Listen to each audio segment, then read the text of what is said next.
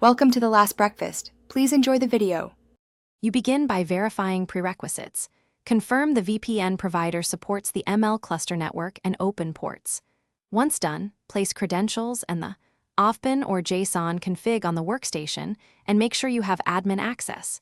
You check the cluster IP range, gateway, and DNS to avoid routing conflicts. Start the client in elevated mode, then load the config. This step avoids wasted retries later and ensures encrypted, routable access into the ML environment before you proceed.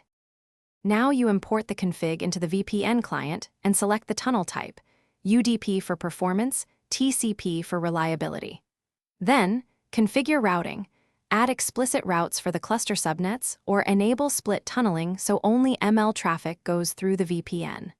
Next, override DNS to point to the cluster resolver and test name resolution for key hosts. Make sure to save the profile and enable automatic reconnect.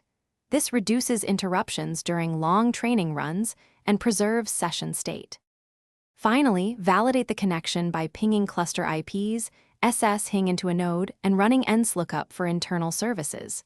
Inspect client logs, check interface routes with netstat or IP route, and confirm firewall rules permit the tunnel.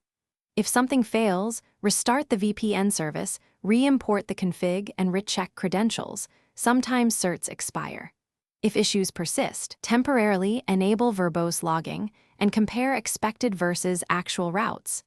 This single troubleshooting tip quickly.